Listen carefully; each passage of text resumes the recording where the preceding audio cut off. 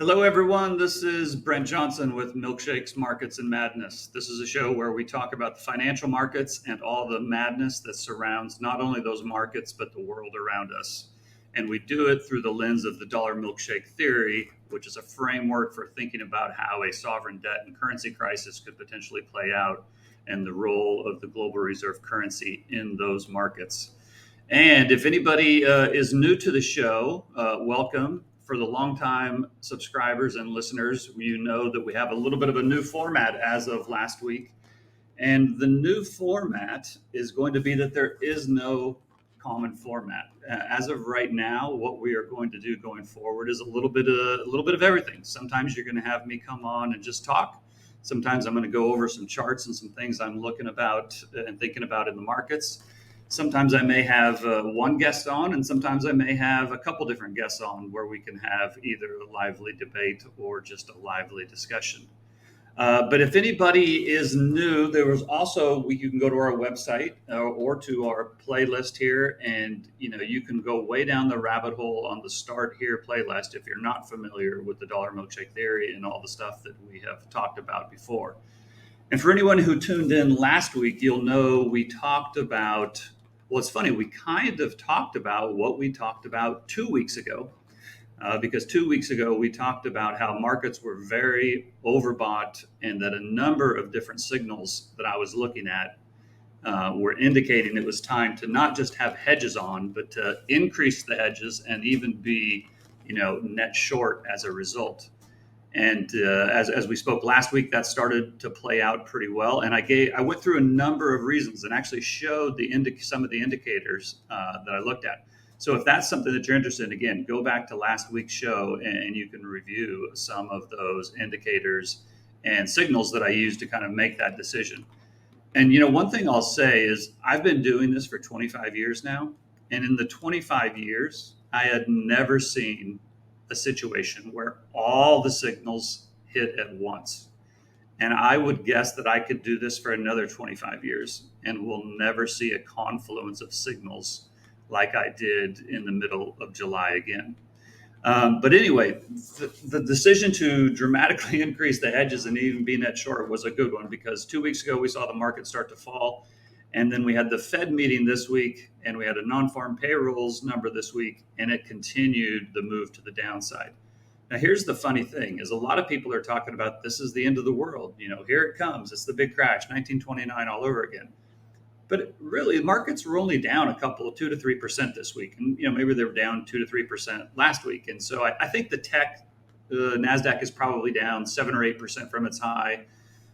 S&P and Dow were probably down 3, 4, 5% from their high.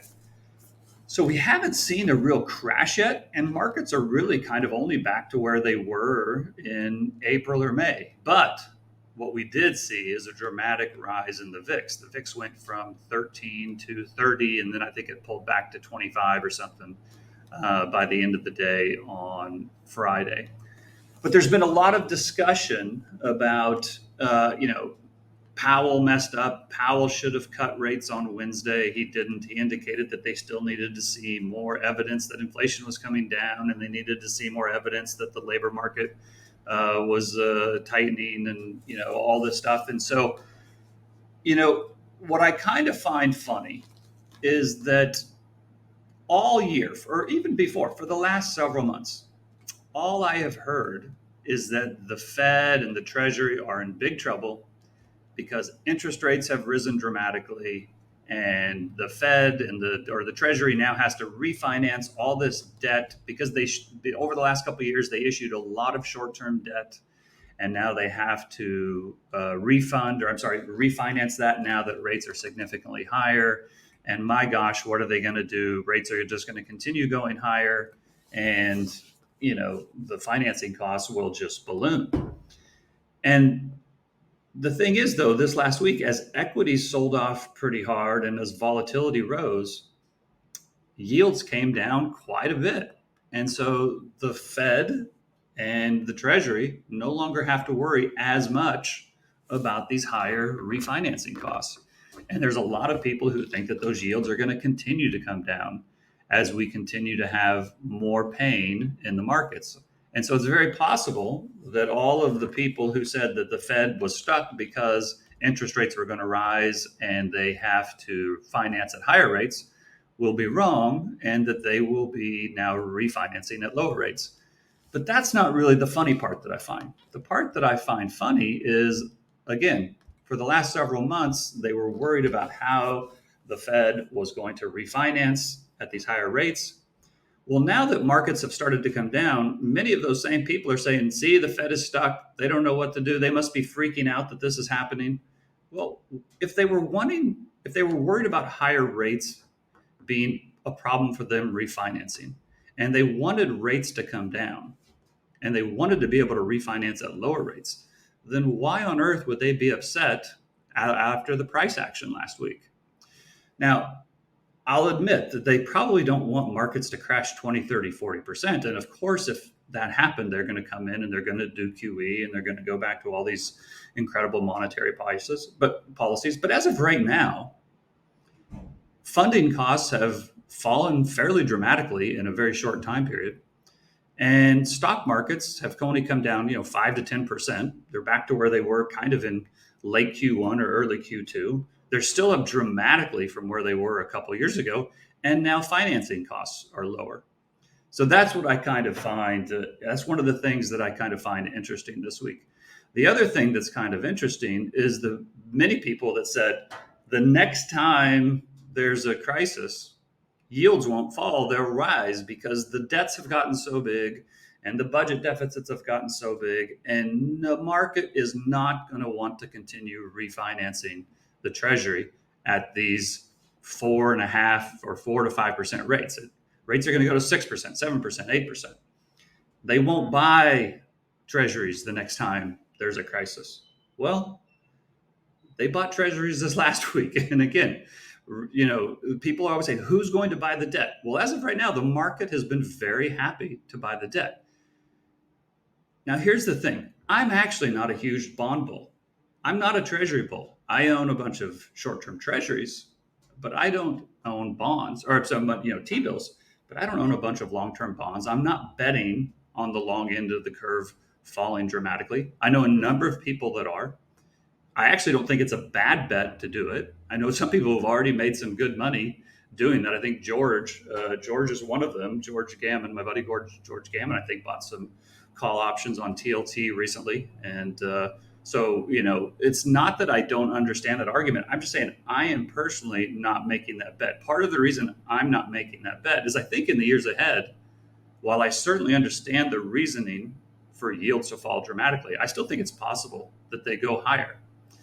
But I do not think that we are going to end up in a situation where the world refuses to finance the US Treasury, but continues to finance Egypt or Australia or South Africa or Turkey or England or Italy or China or Russia, but at the same time refuse to buy US Treasuries. So I think sovereign yields in general can all rise, but I don't think we will get into a situation where the rest of the world repudiates US Treasuries and goes crazy to buy foreign Treasuries. So I think this idea that the Fed is currently freaking out because of what's going on in the market is to miss the point of their primary concern. Their primary concern is to keep the US government functioning. That is the primary role of a central bank.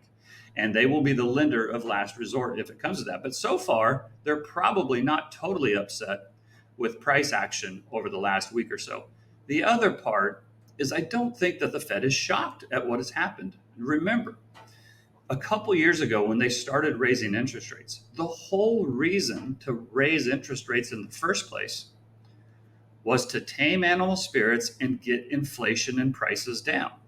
The reason that they raised rates to do that is a way that typically ends up slowing down an economy. So the idea that they were purposefully trying to slow the economy by raising rates, and now they are shocked because the economy is slowing, I think is to, again, misunderstand why they were raising rates in the first place. Now, I've also talked about how over the last couple of years, when they first started raising rates, I think they thought they were going to have to cause a recession and perhaps even a painful recession in order to get inflation lower. And several times I mentioned how Powell was one of the more plain spoken central bankers and clear spoken central bankers that I could remember, because he very clearly said jobs may have to be lost. Pain may have to be felt, but that they felt the pain of raising rates and slowing the economy was better long term than the long term pain of long term inflation. So again, the idea that raising rates was going to slow the economy in some way and cause prices to come down, I think that was expected all along. I think what they didn't expect was the markets to go up as high and for as long as they did. I think that was the surprise. And the further markets went higher and the longer they rose, I think the central bankers, Fed or Powell in particular, started to think, well, when I started this process, I didn't think I'd be able to pull this off without a lot of pain. But now we're starting to see the light at the end of the tunnel. We're getting inflation down. It's getting pretty close to our target, and asset prices are high. Maybe, just maybe, we can pull this off, right? And so I think as that started to happen, then he started talking about slowing the glide path. We don't want to come in. We don't want a hard landing. We want a smooth landing. So I'm not sitting here saying that I think that they are trying to crash the markets. I just don't think they're surprised by it. And if markets continue, and the other thing is they have very clearly said that they want to cut rates. They've been telegraphing that for a year now, but so far they haven't had the cover. In other words, they haven't had the economic cover as far as crashing inflationary prints, slowing economy, falling stock prices that would allow them to go cut rates. And so while they have wanted to do it, they haven't done it because the markets really haven't let them do it. But now, when they have been very clear that they want to cut rates, and we've talked many times about how we thought that they would cut in September, now that they're starting to get some pain in the market, now that there's some volatility in the market, now that gives them the cover to cut. If markets had not experienced what we experienced the last 2 weeks, and the VIX was at 12, and jobs were still plentiful, and the economy was still humming along come September, they would not be able to cut. But with what's going on now, it gives them the ability to. Not only that, if this continues, which I think it probably will, that not only gives them the ability to cut, but it gives them the ability to cut 50 basis points rather than 25. So as it is right now, I don't think the Fed is too upset of the price action. We'll have to wait and see how it goes. But the other thing I would say is it kind of relates to this is, people have often trying to figure out, like, why has the market stayed high for as long as it has, and why haven't higher rates caused a recession? And along with that is, why has the curve stayed uninverted for so long? And why has the market not priced in a massive recession? And I think there's a couple things. One is we've explained this many times. Again, going back to the dollar milkshake theory, when very first time I mentioned this in 2008, I basically said this was very similar to Soros and Druckenmiller's imperial circle, where you have an economy where the government is stimulating and spending a lot of money, so you've got loose fiscal policy combined with interest rates that are now higher. So the higher interest rates pull capital into the market. And again, back in 2018, I said interest rates were headed higher. U.S. Treasury prices were going to fall after a 40-year bond bull market. And that would pull capital in the United States. And despite the higher rates, U.S. equity prices would rise. And that's largely what we have seen happen. So that partly explains what's been going on. But the other thing that, people have wondered, well, why has there been so much liquidity? Why hasn't interest rates, caused the economy to slow? Part of it has to do with the Fed and the Treasury are somewhat at odds. The Treasury has been not only spending money into the economy. Many times we've talked about the TGA and how they drew the TGA down, and then they build the TGA back up, and then they would spend all that money, and that Treasury spending provides the liquidity. And then they also not only have done that, but they have also changed. Well, they haven't changed, but they have dramatically shortened the maturity on the issuance of bonds that they have sent out. There's actually a word for it. I can't think of it right now. Artificial financial. It's ATI or something like that, and I can't remember the actual term, but it's basically talking about how how the Treasury has been at odds with the Fed, while the Fed has been trying to rein in liquidity and slow the economy. Of course, the executive branch, under which the Treasury falls, doesn't want to slow an economy. They're politicians. They want liquidity. And so the policies of the Treasury over the last couple of years have oftentimes been in conflict with the policies of the Fed. And there was actually a pretty good paper that was put out recently. It's by Hudson Bay, and I'll actually drop this into the link or into the show description where you can read and they discuss in pretty good detail what the Treasury has been doing to offset the liquidity that the Fed has been trying to drain. And I'm not going to go into all the details from this paper, but essentially what this paper says is a couple things. One is that by dramatically shortening the maturity of the bonds that they're issuing, they've been funding the government via T-bills. So this does a couple things. One thing that it does is that the people that are buying these T-bills, they have more liquidity than they otherwise naturally would because these are short-term bonds. They come due much quicker. And when a bond comes due much quicker, you will think of that bond in a different way than a bond that you bought that was 5, 10, 15, 20, 30 years long, right? And so because the government has been issuing so many T-bills, other than buying them in the secondary market, there hasn't been a lot of 10, 15, 20-year T bonds to buy, right? And so by sending out all of this short-term funding to the market has, by necessity, been a bit more of a liquid market than it otherwise would be. That's not so much what the paper focused on. That's just one thing that I think is important to consider. But what the paper focused on more was that this is sort of a way to get the market to do QE for the Fed or for the government, for the Treasury.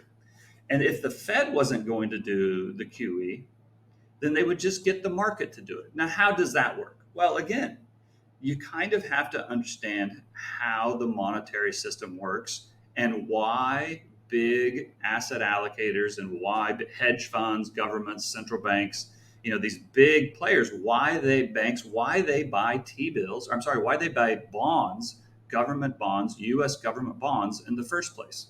Jeff Snyder has talked about this a lot. But essentially, the reason they buy U.S. government bonds is because from a regulatory capital perspective, you have to hold AAA rated securities. Well, there's nothing more AAA rated, at least from an official standpoint, than a U.S. Treasury. But then the way the system works is that they take these treasuries and they pledge them as collateral. The whole system is designed around collateral and then extension of credit on that collateral.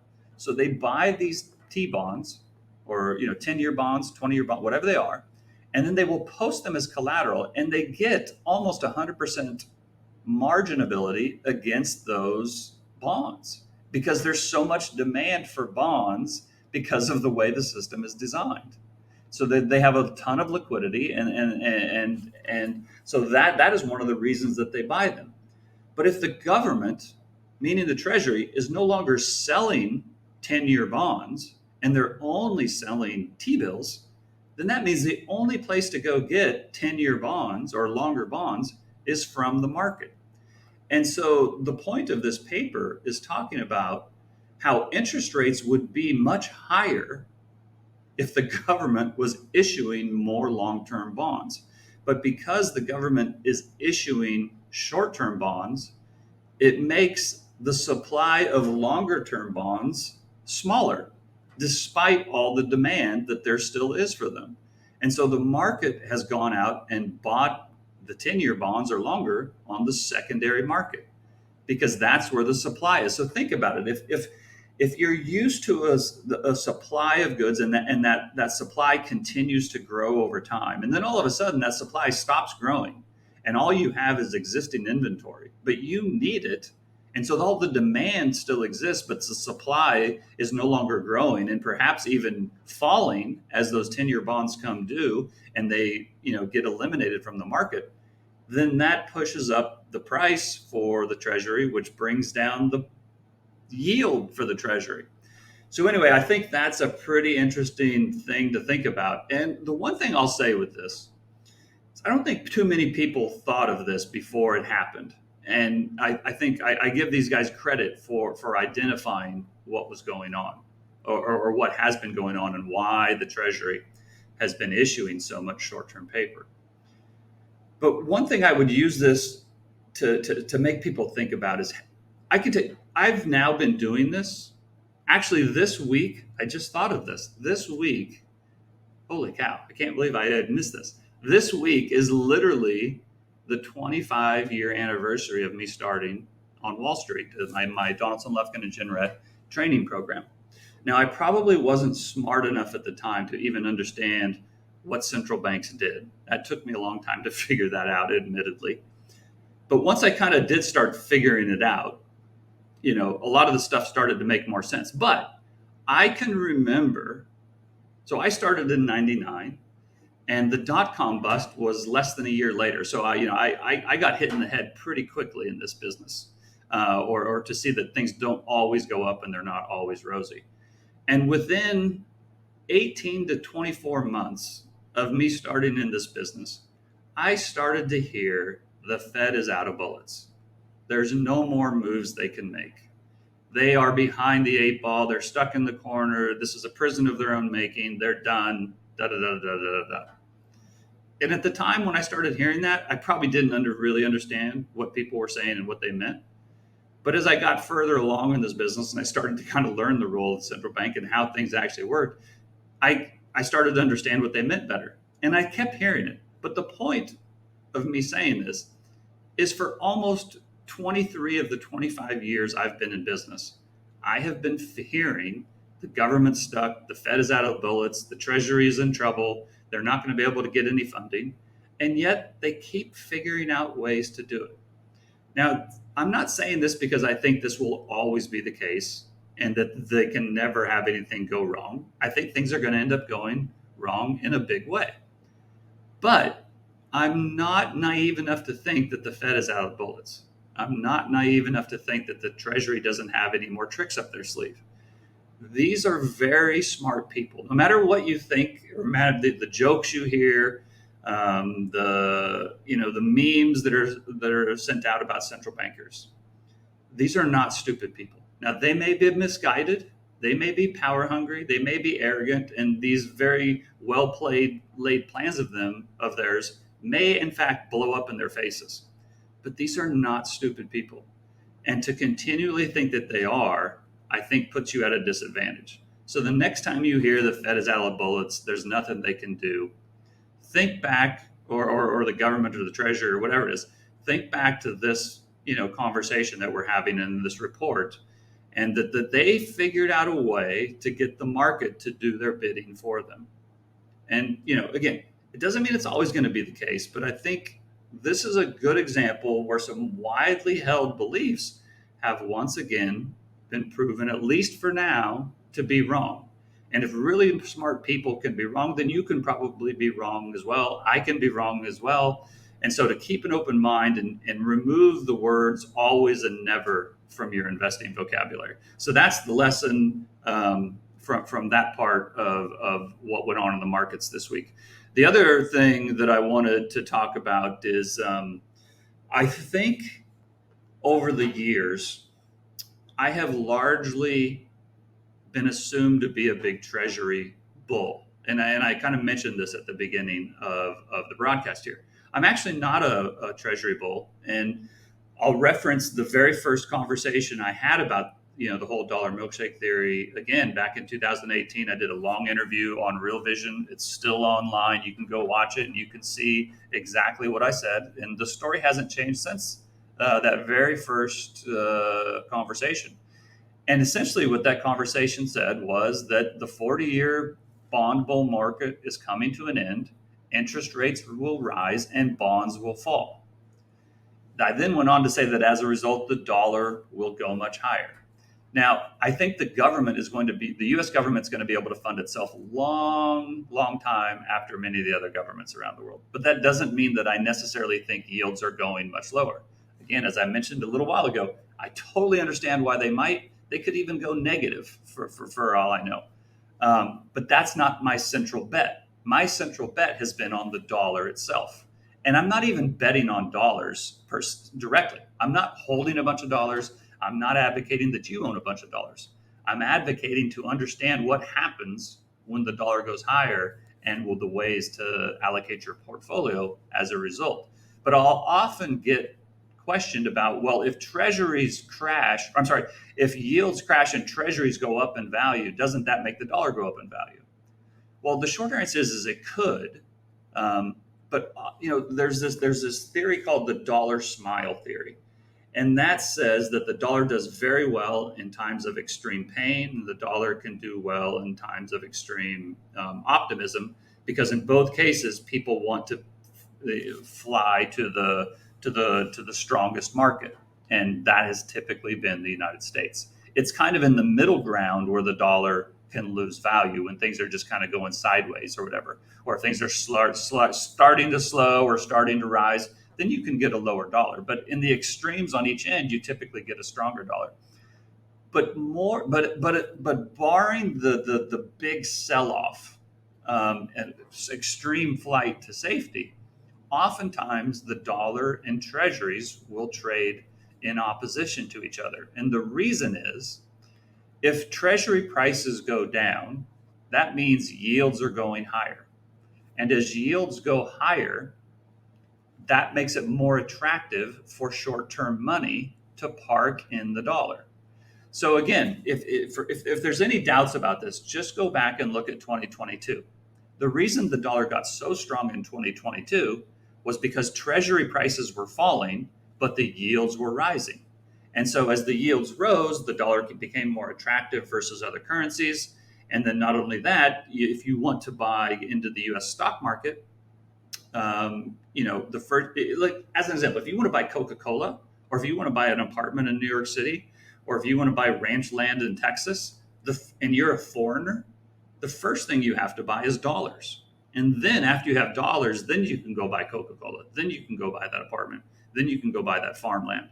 But the first thing you have to get is the dollars. And so as the U.S. economy becomes a more attractive place to invest, especially if there's tight monetary policy and interest rates are high, that will make the dollar rise in value. So oftentimes the dollar will trade inverse to treasury prices.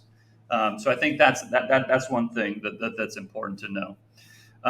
The other thing I'm going to talk about this week is because I think this is in some ways, not by everybody, but a lot of people that are just looking at the United States are overlooking one of the things that precipitated this volatility that we've seen recently is Japan.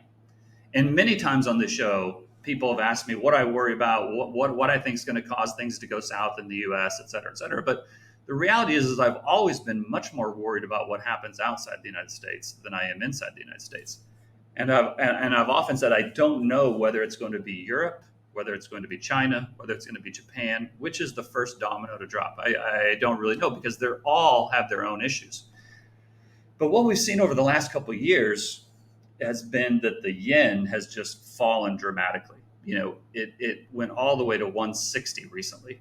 And a couple months ago, I think on one of the shows, and I think we sent it out in a tweet as well, we talked about how the 160 level on the yen would be defended pretty vigorously. And the reason is just from a technical standpoint, technical analysis, there's nothing but pure daylight above 160.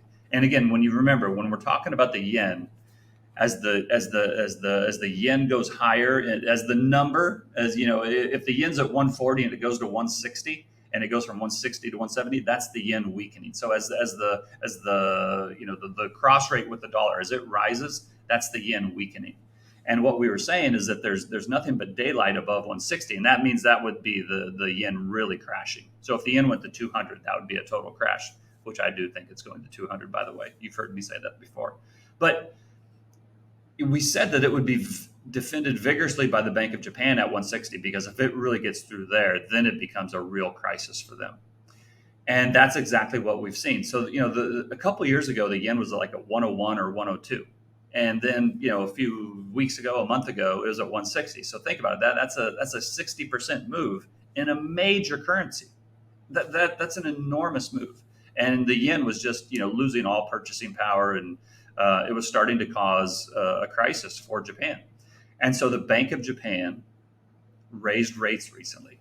Now, the reason that's such a big deal is for years, Japan was stuck in a deflationary spiral.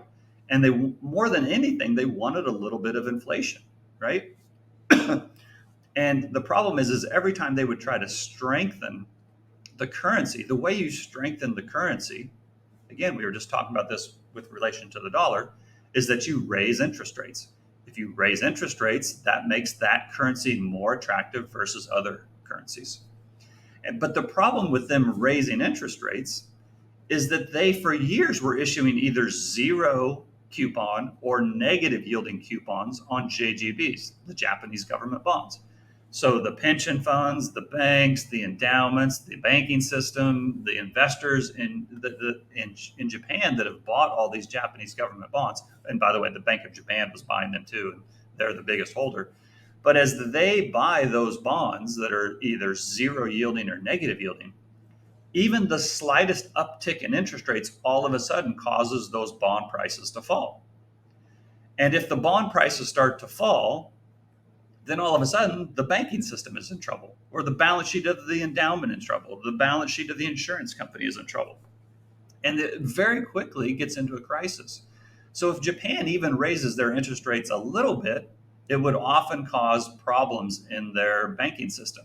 And so, you know, they just couldn't do it. And as soon as they would do that, they would have to, you know, go in and reverse their policy, or say, hey, we were just kidding, or move into the market in a way to kind of stem those crises. And so the Bank of Japan has had this problem of having to save both the Japanese government bond market and save the currency. The problem is the moves to save the currency kill the bonds, and the move to save the bonds kills the currency. And so that's exactly what we've been seeing. And then over the last couple of weeks, when the yen was just in so much trouble, they didn't really have much choice. So they started raising interest rates. Well, if you start to raise interest rates, that causes, again, the bond prices to fall. But the other thing that it does is it causes the people, the institutions, and the financial entities that have, you know, entered into the yen carry trade to start thinking about, you know, we've got all this leverage on. If the interest rates continue to go higher, that's going to eat into our profits. And if the things that we bought start to fall in price, we could be upside down really quickly. So again, a carry trade is when you borrow in a currency that you think is going to fall in value, or that has a very low interest rate, so that your borrowing cost is next to nothing. And then you take that money that you just borrowed and you go buy, I don't know, bonds or real estate or stocks or whatever it is. But that funding, that cheap funding, is the reason you use that currency for the carry trade. Well, if all of a sudden the price of that borrowing starts to rise, then it starts to make you wonder. And if the investments that you put that borrowed money into start to pull back, it makes you wonder again.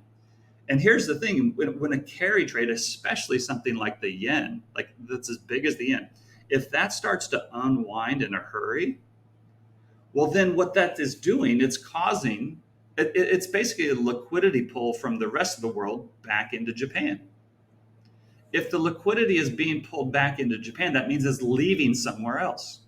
Well, where is it leaving? I don't know. Maybe it's leaving, you know, stocks in the US. Maybe it's leaving real estate in South America. Maybe it's leaving emerging market infrastructure projects. But the point is that when you get a carry trade unwind, all of a sudden it can become a liquidity issue very quickly. And once the liquidity starts to dry up, then you can start to have adverse effects in markets around the world. Now, and what we saw this week, not so, I don't think the pullback in the U.S. and other markets was directly related to Japan. I'm just saying that it's something to think about, because if Japan continues to strengthen the yen to the detriment of its banking system, that could be an event that could then lead to problems all over the world. So far, I think the pullback in the U.S. has really been just mainly a valuation play. We haven't really had a crisis yet. There's not a lot of funding stress. Treasuries rallied, but high yield has not crashed, and spreads haven't totally widened out. I think we could get into that situation, but as of right now, I think it's just been a garden variety correction based on valuations.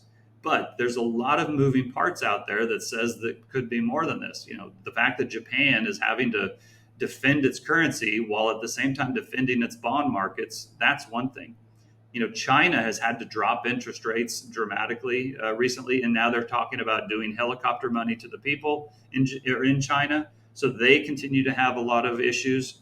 The war in Ukraine doesn't seem to be slowing down anytime soon. And now we got a potential military situation between Israel and Iran. So this can all spiral out of control very quickly. So far it hasn't, but it's something that we need to be on guard for. And I think, we said many times year to date that we thought the second half of the year would be much more volatile than the first half of the year. And we didn't have to wait too long in the second half of the year to already start to get this volatility. I think it's very likely there's more pain to come. We'll have to wait and see kind of how severe it gets and why, and what the government does in response. But the last thing I'm going to say before we wrap up this week is I think there's been a lot of people hoping and praying that we would start to get rate cuts and that's why they've been buying equities, because that would send equities higher. But as we've also said many times leading up to this year, is you have to understand the reason we would get rate cuts is because of pain in the market. And pain in the market is, that's what the Fed needs to see to start cutting rates. Well, do you want to go buy equities if there's pain in the markets just because the Fed is cutting? If the Fed is cutting, they see something that they think isn't good, and they want to counteract that. The other thing is, if the Fed starts cutting, that starts to make the dollar less attractive. We saw the dollar pull back pretty hard on Friday. Again, that's because of rate cut expectations. If there starts to be rate cut expectations, that could make the dollar less attractive on a relative basis. So money, kind of pulls out of the dollar, and if it pulls out of the dollar, then maybe it goes back to Japan. But the point is that I think a lot of people thought interest rates would be what caused the crash, or would cause a slowdown. But in fact, I think over the last couple of years, interest rate hikes is what drew capital into the United States and ultimately found its way into the stock market. If they all of a sudden go into a severe rate cutting cycle, then that would mean that it's possible that those dollars turn around and leave and go elsewhere for a while. Now, I know that some people are saying, well, Brent, that's opposite of the dollar milkshake theory. The dollar milkshake theory says all the capital flows into the United States. And yes, that's absolutely right. And that is the theory. But things don't go in a straight line. There will be times where the dollar rises. There will be time where it pulls back. There will be time where U.S. stocks rise. There will be time where it pulls back. Same with bonds, same with gold, same with everything. Markets don't go in a straight line. Again, one of the things I said in the very first interview was that the dollar would go higher, U.S. equities would go higher, gold would go higher, but they would all be punctuated by terrifying drawdowns along the way. That's exactly what we've seen over the last several years. We've seen those markets all go higher, and there's been severe drawdowns along the way. It's very possible we're going to go through another drawdown right now. I think it's too early to say. I think that we are going to have a drawdown. I've talked about that for a while, but nothing is certain and nothing is guaranteed. And even if we get a pullback in the dollar and we get a pullback in equity prices, that doesn't in the long term mean that the milkshake theory is wrong. It doesn't mean that the framework is flawed. It just means that we're due for a pullback in these things. And so anyway, that's what I have to talk to you guys about this week. Thank you for tuning in. Look forward to talking to you again next week. And I'll be out talking to some people and coming up with a new format for the show next week. And perhaps we will have a guest, or perhaps you'll just get me again. But in any case, looking forward to talking to you again next week, and hope you have a safe one.